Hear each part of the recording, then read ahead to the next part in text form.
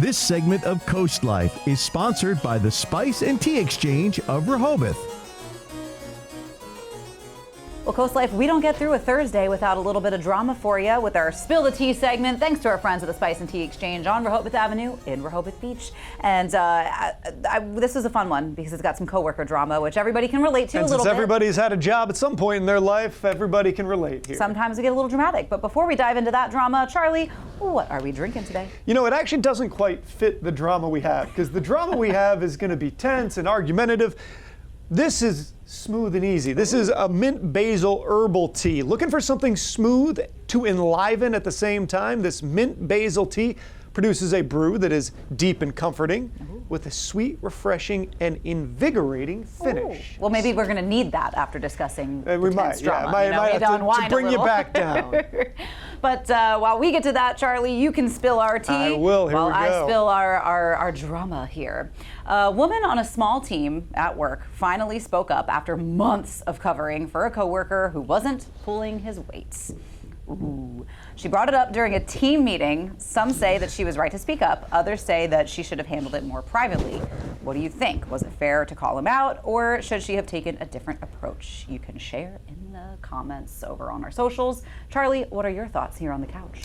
I suppose it depends if she had ever brought it up privately before this. It doesn't sound like that's the case. It doesn't sound like it. So I do tend to prefer, if you have some sort of disagreement or some sort of concern about a coworker, that either you address it with that person directly or you take it to the bosses first before bringing it out to a larger group. Because that feels a little bit like throwing somebody under the bus. Now at the same time, hey, pull your own weight. That's important too. Do your job.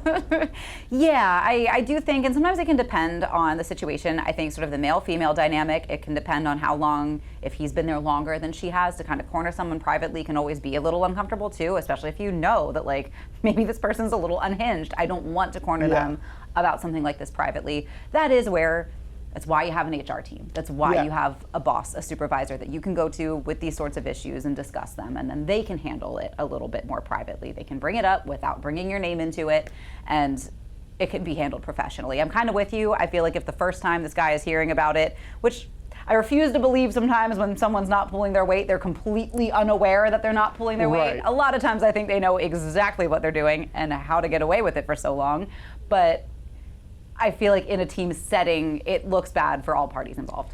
8 out of every 10 times that you've got somebody that's seemingly not pulling their weight, that person is dead wrong. They need to step it up. They need to do better, or maybe they need to find a different job. 20% of the time, it's because the job you're working at is asking way too much of everybody. And this person has just been burned out and they're like, I'm not doing it anymore. I'm going to give you the 40 hours and at pay level effort that you're giving me. So you get what you pay for. Most of the time, I would side with both the person that feels like this guy is cheating them out of some of their work and making their life harder, and I would even side with the business. About 20% of the time, though, it is when somebody's been asked to do way more for too long, and they've just started to not be able to take it. We also always open the conversation up to you guys in the comments over on our Facebook page. Donald says, it's tough to be a narc, but it's got to be done. Embarrassing the coworker should not be a hindrance. Steve says that I'd tell him in a minute or less. So yeah, I think that maybe countering them privately first, see how that goes. Also, I wanted to point out here, because this example says it's been like a year. Don't let it get that far yourself. Like if this is something that's been bothering you, by letting it go a full year, at some point you're almost co-signing the behavior. It's true. So why don't we drink this soothing tea, see if we feel invigorated.